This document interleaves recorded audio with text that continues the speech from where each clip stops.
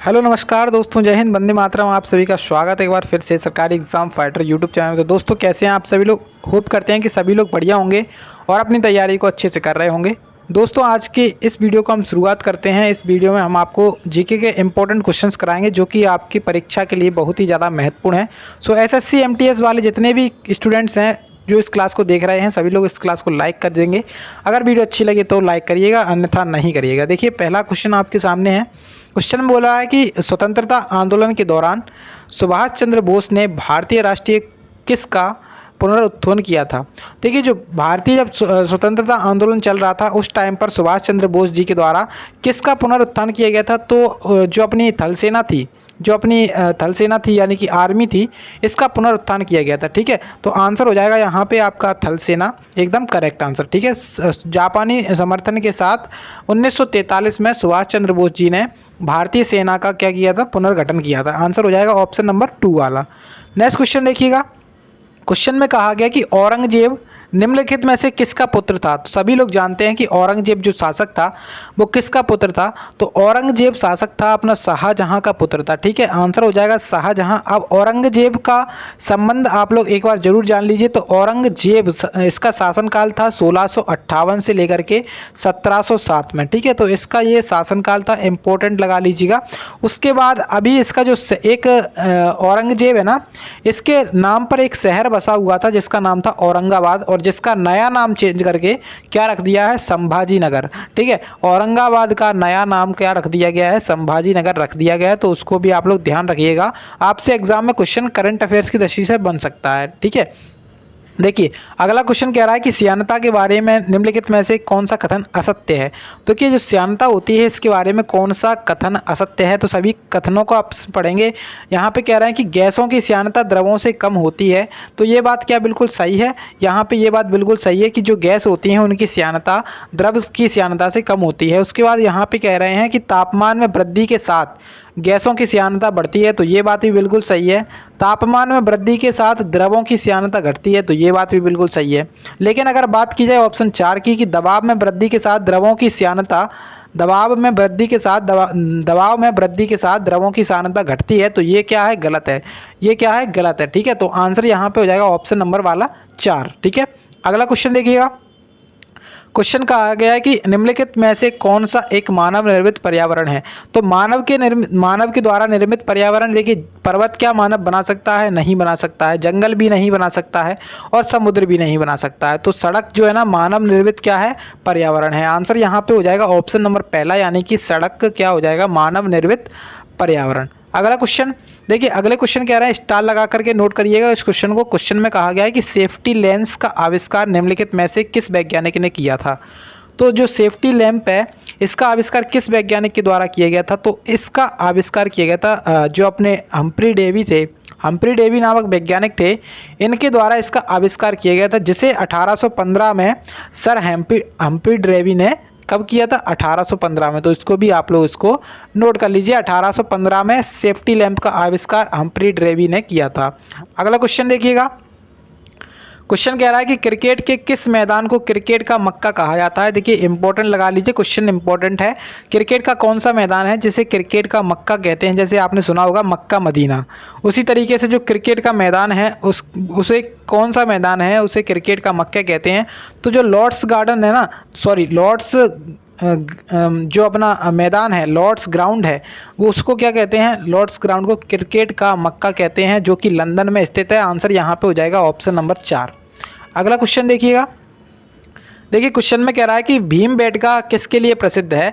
तो देखिए जो भीमबेटका है ना वो किसके लिए प्रसिद्ध है? तो भीमबेटका किसके लिए प्रसिद्ध है? 4 ऑप्शंस हैं, चारों में से आप जब ऑप्शंस देखेंगे एग्जाम में तो आपको कन्फ्यूजन में आ जाते हैं कि किसके लिए प्रसिद्ध है। तो देखिए जो भीमबेटका है ना वो गुफा शैल चित्रों के लिए प्रसिद्ध है, गुफा शैल चित्रों के लिए प्रसिद्ध है, जो कि मध्य प्रदेश में पाई जाती है, मध्य प्रदेश के रायसेन जिले में, रायसेन। ठीक है, मध्य प्रदेश के रायसेन जिले में भीमबेटका की गुफाएं पाई जाती हैं। ठीक है, देखिए अब अगला क्वेश्चन आपसे बोला गया है कि निम्नलिखित में से किस वर्ष में ज्योतिबा फुले ने सत्यशोधक समाज का गठन किया था? तो बहुत ही ज़्यादा महत्वपूर्ण है और इस क्वेश्चन के माध्यम से हम आपको जितने भी इम्पोर्टेंट समाज हैं उन सभी के ऊपर चर्चा कर लेंगे।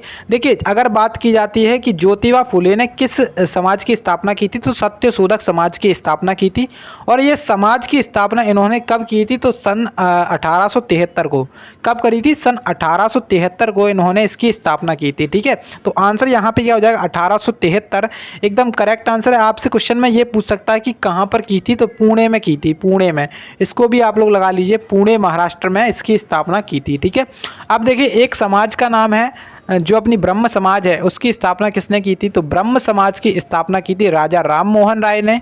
और आर्य समाज की स्थापना की थी स्वामी दयानंद सरस्वती जी ने। और रामकृष्ण परमहंस जो रामकृष्ण मिशन है उसकी स्थापना किसने की थी? तो रामकृष्ण मिशन की स्थापना स्वामी विवेकानंद जी के द्वारा की गई थी। तो इसको आप लोग जरूर याद रखिएगा, बहुत ही ज़्यादा आपसे क्वेश्चन हमेशा बनते ही रहते हैं। ठीक है, देखिए अब अगला क्वेश्चन आपसे कह रहा है कि पेट्रोलियम के संचित भंडार निम्नलिखित में से कहाँ पर पाए जाते हैं?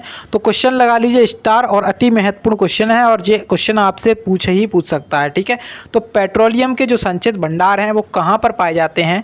तो जो पेट्रोलियम के संचित भंडार हैं वो अवसादी चट्टानों में ज़्यादा पाए जाते हैं, अवसादी चट्टानों में यहाँ पे ज़्यादा पाए जाते हैं। ठीक है, तो आंसर हो जाएगा अवसादी चट्टानों में पेट्रोलियम के संचित भंडार पाए जाते हैं।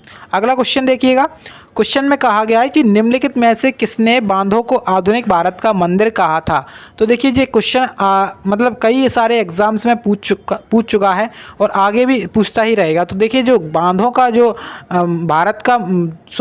बांधों को आधुनिक भारत का मंदिर किसने कहा था? तो जवाहरलाल नेहरू जी के द्वारा यह बात कही गई थी। ठीक है, आधुनिक भारत का मंदिर भारत के पहले जो प्रधानमंत्री थे जवाहरलाल नेहरू, उनके द्वारा ये बात कही गई थी जो अपने बांध हैं उनको। ठीक है, तो आंसर हो जाएगा जवाहरलाल नेहरू। देखिए नेक्स्ट क्वेश्चन में कह रहे हैं कि कोशिका में क्रोमोजोम डीएनए और किससे मिलकर बने होते हैं? जो क्रोमोजोम होते हैं वो डीएनए और किससे मिलकर के बने होते हैं? तो क्रोमोजोम डीएनए और प्रोटीन के द्वारा मिलकर के क्या होते हैं? बने होते हैं। तो आपसे साइंस की दृष्टि से क्वेश्चन पूछ सकता है। नेक्स्ट क्वेश्चन देखिएगा, क्वेश्चन में कह रहे हैं कि प्रकाश संश्लेषण निम्नलिखित में से कहाँ पर होता है?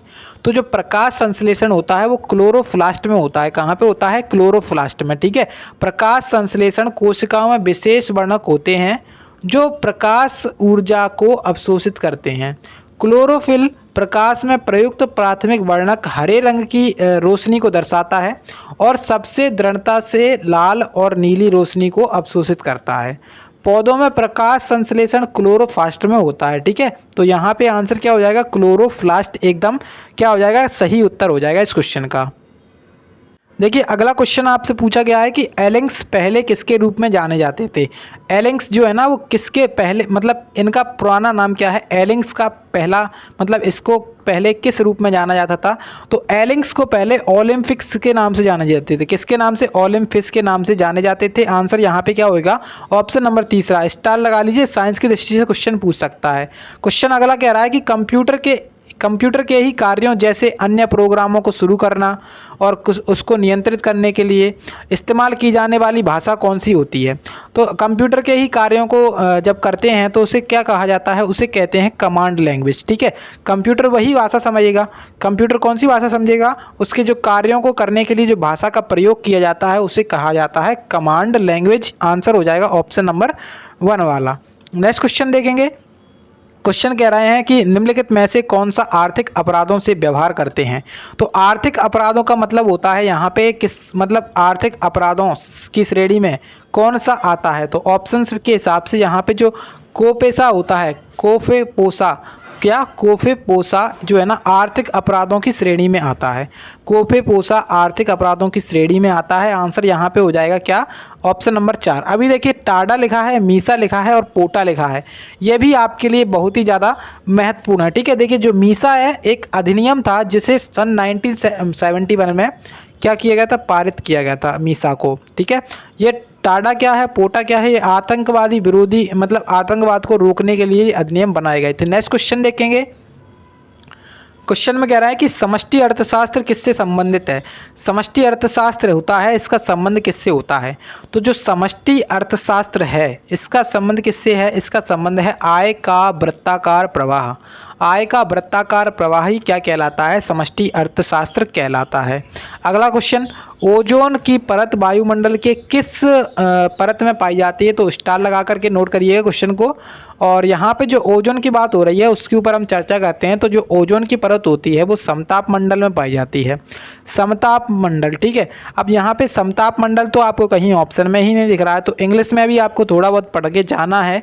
अगर आप हिंदी मीडियम के विद्यार्थी हैं तो अगर उसने ऑप्शंस को ऐसे दे दिया तो आप लगा करके नहीं आ पाओगे, ठीक है। तो आपको थोड़ा बहुत इंग्लिश भी पढ़ते हुए चलना है साथ ही साथ। तो जो समताप मंडल होता है उसे कहते हैं स्ट्रेटोस्फीयर। ओजोन परत इसी में पाई जाती है, ठीक है। ओजोन परत कहाँ पे पाई जाती है, स्ट्रेटोस्फीयर में पाई जाती है। आंसर हो जाएगा यहाँ पे स्ट्रेटोस्फीयर, ठीक है। अब देखिए यहाँ पे जो ओजोन परत संरक्षण दिवस है वो कब मनाया जाता है। तो 16 सितंबर को ओजोन परत संरक्षण दिवस मनाया जाता है, उसको भी आप लोग याद रखिएगा। नेक्स्ट क्वेश्चन देखिएगा, उसमें कह रहे हैं कि जो जीव प्रकाश का उपयोग करके भोजन तैयार करते हैं उन्हें किसके रूप में जाना जाता है। तो बहुत ही अति महत्वपूर्ण क्वेश्चन है। और जो जीव होते हैं जो प्रकाश का उपयोग करके भोजन को बनाते हैं तो उन्हें उन जीवों को क्या कहते हैं, स्वपोषी कहते हैं। स्वपोषी यहाँ पे सही उत्तर हो जाएगा इस क्वेश्चन का। अगला क्वेश्चन में कह रहे हैं कि निम्नलिखित में से किसका कमोडिटी बाजार में व्यापार नहीं किया जाएगा। जो कमोडिटी बाजार होता है उसका मतलब कमोडिटी बाजार में किसका व्यापार नहीं किया जाएगा। 4 ऑप्शंस हैं जो अपने पास, कच्चा तेल, चांदी, सोना और मुद्रा। तो 4 ऑप्शंस में से कौन सा यहाँ पे आंसर लगा के आने वाले हैं। जो मुद्रा होती है उसका क्या नहीं कर सकते हैं हम, कमोडिटी बाजार में व्यापार नहीं कर सकते हैं, ठीक है। आंसर यहाँ पे मुद्रा हो जाएगी। आपसे क्वेश्चन पूछ सकता है ये वाला, ठीक है। अगला क्वेश्चन में कह रहा है कि पणजी किस राज्य की राजधानी है। तो सभी लोग जानते हैं जो गोवा है इसकी राजधानी का नाम क्या है, पणजी है। अब देखिए झारखंड लिखा है तो झारखंड की राजधानी है रांची, और छत्तीसगढ़ की राजधानी रायपुर है, और जो हिमाचल प्रदेश है हिमाचल प्रदेश की राजधानी क्या है, शिमला। तो सभी ऑप्शंस की राजधानी भी हमें याद हो गई हैं। तो यहाँ पे इस तरीके से आज के क्वेश्चन समाप्त हो चुके हैं। अगर आपको वीडियो अच्छी लगी हो तो एक वीडियो को लाइक जरूर कर दीजिएगा, साथ ही साथ चैनल को सब्सक्राइब जरूर कर लीजिएगा इसी प्रकार के वीडियोज़ के लिए।